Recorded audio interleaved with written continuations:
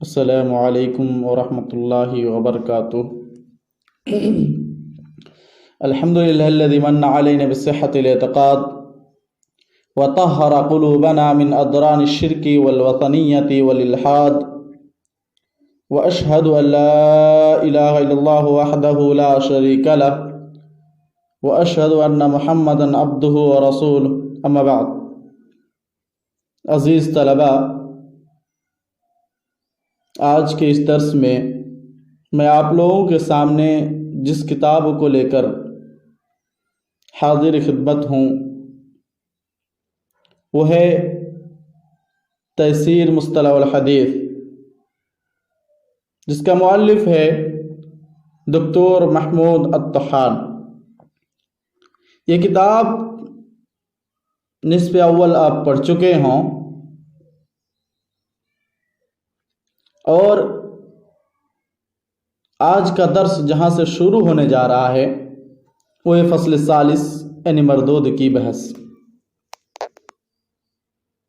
لیکن قبل اس کے کہ ہم آج کا درس شروع کریں، مناسب سمجھتے ہیں کہ آپ کے سامنے ایک مختصر خاکہ پیش کر دیں،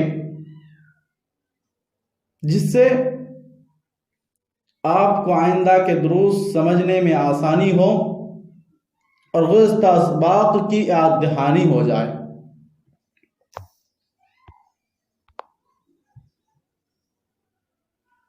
ہم تک احادیث کے پہنچنے کے اعتبار سے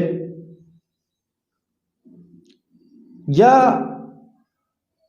ہم تک احادیث کے اصول کی لحاظ سے، یا دوسرے معنی میں کہہ لو آپ کہ تعدد طرق کے اعتبار سے احادیث کی دو قسمیں ہیں، خبر متواتر اور خبر احاد۔ خبر متواتر ان احادیث کو کہتے ہیں جن کو ایک ایسی بڑی جماعت نے روایت کی ہو جن کا آپس میں جھوٹ پر اتفاق کر لینا محال ہو۔ خبر متواتر بالاتفاق حجت ہے، اور خبر احاد کہتے ہیں ان احادیث کو جن میں متواتر کی شرطیں مکمل نہ ہو رہی ہو۔ پھر قبول و رد کے اعتبار سے خبر احاد کی دو قسمیں ہیں، مقبول اور مردود۔ مقبول ان احادیث کو کہتے ہیں جن میں خبر دینے والے کا صدق واضح ہو۔ اس کی چار قسمیں ہیں، صحیح لذاتہ، صحیح لغیرہ، حسن لذاتہ اور حسن لغیرہ۔ اور مردود کہتے ہیں ان احادیث کو جن میں خبر دینے والے کا صدق واضح نہ ہو۔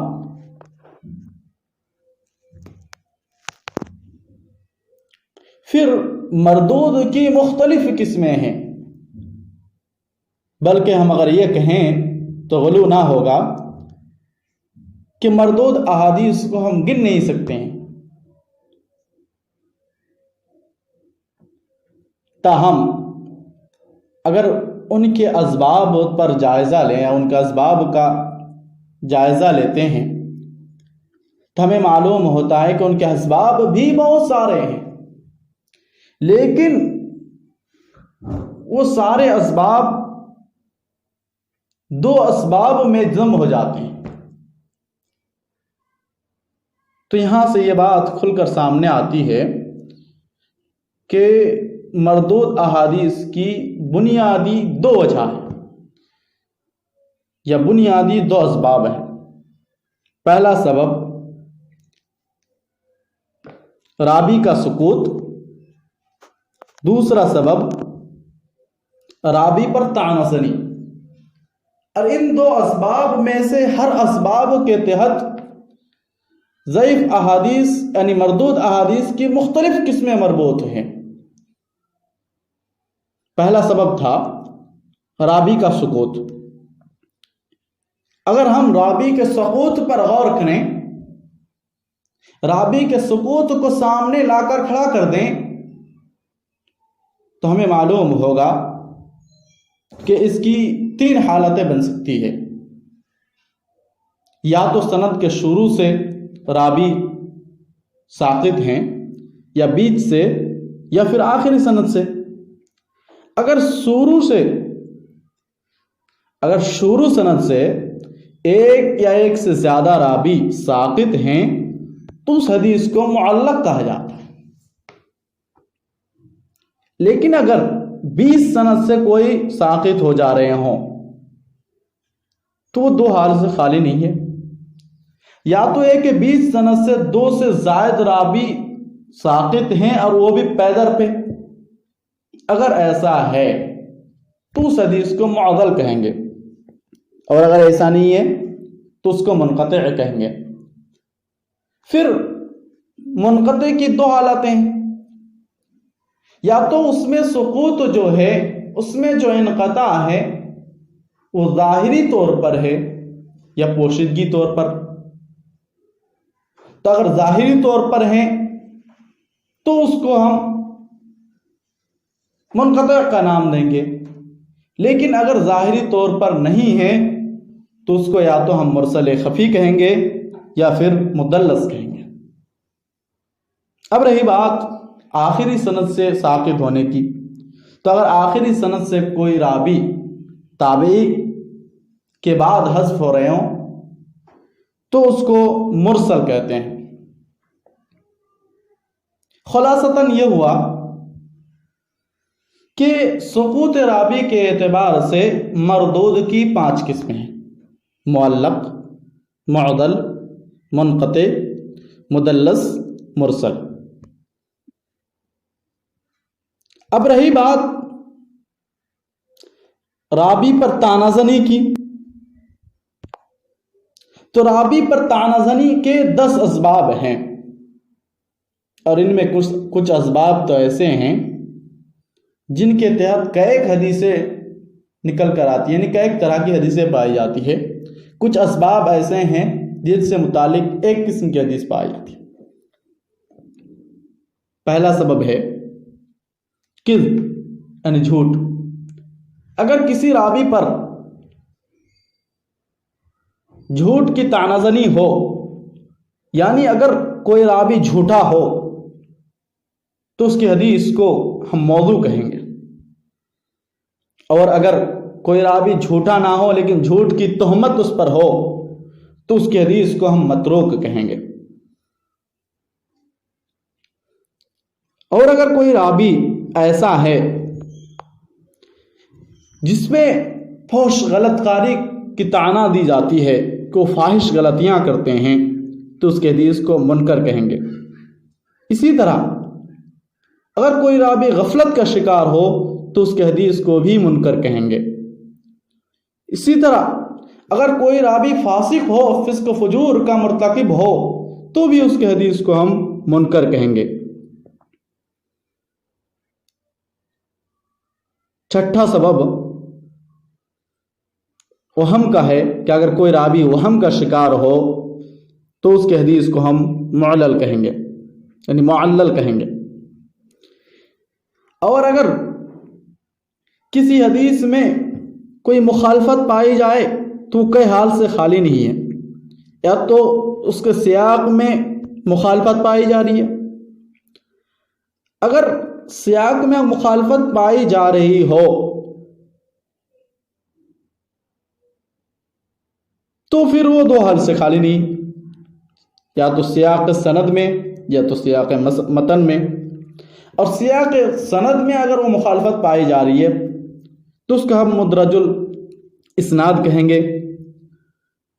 اور اگر ایسا نہیں ہے بلکہ سیاق متن میں مخالفت پائی جا رہی ہے تو اس کو ہم مدرج المتن کہیں گے. خلاصہ یہ ہے کہ اگر سیاق میں مخالفت ہو تو اس کو ہم مدرج کہیں گے.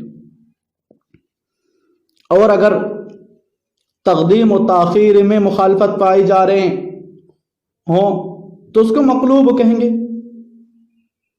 اور اگر کسی راوی یا چند راوی کی زیادتی کے ساتھ یا ایک دو کلمات کی زیادتی کے ساتھ مخالفت پائی جا رہی ہو تو اس کا المزید فی متصل الاسانید کہیں گے. اور اگر ابدال و تبدیل میں مخالفت پائی جا رہی ہو اور اس میں ایک دوسرے کو مرجوح نہیں قرار دیے جا سکتے ہوں تو اس کو مضطرب کہیں گے.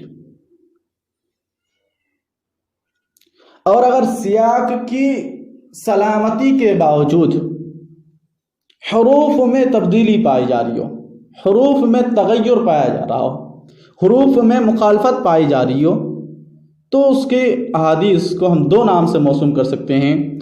یعنی یہ کہ یا تو وہ مصحف ہے یا تو پھر یہ محرف ہے، مصحف یا پھر محرف. یہ قسمیں تھی مخالفت سے متعلق. 8واں سبب ہے جہالت. اگر کسی راوی میں جہالت پائی جا رہی ہے اور اس راوی کے ذات میں جہالت پائی جا رہی ہے، اس راوی سے متعلق ہے، تو وہ مجہول الحال ہے. اور اگر مخالفت اس روایت سے متعلق ہے، یعنی یہ ہے کہ اس حدیث کی شہرت کی کمی کی وجہ سے ہے، تو وہ مجہول العین ہے. اور اگر مخالفت روات کے آسماء، روات کے ناموں کی عدم صراحت کی وجہ سے ہے تو اس کو ہم مبہم کا نام دیں گے. 9واں سبب ہے بدعت. بدعت سے مرکب شخص کی وجہ سے کوئی خاص نام کی حدیثیں نہیں پائی جاتی ہے. تو ہم آپ کو بتاتے چلیں کہ اگر کوئی راوی بدعت مکفرہ کا شکار ہیں تو اس کی روایتیں ناقابل قبول ہے، یعنی اس کی روایتیں قابل حجت نہیں ہیں. لیکن اگر وہ بدعت مفسقہ کا شکار ہو تو دو حال سے خالی نہیں ہے. یا تو یہ کہ وہ راوی بدعتی ہے، ساتھ ساتھ اپنے بدعت کی طرف لوگوں کو بلانے والا